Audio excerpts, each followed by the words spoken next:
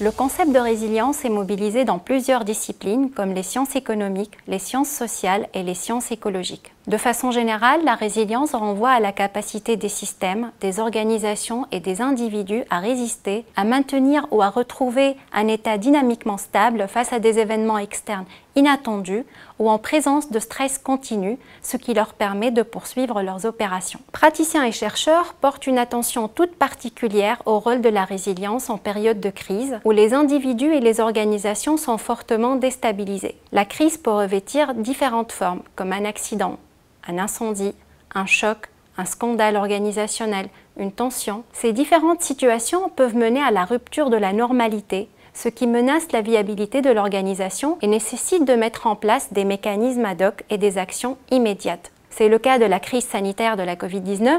Elle est soudaine, inattendue et profonde, et ses effets sur les entreprises et les entrepreneurs sont majeurs. On distingue habituellement deux types de résilience, la résilience réactive et la résilience proactive. La résilience proactive a pour objectif de mieux prévenir la crise.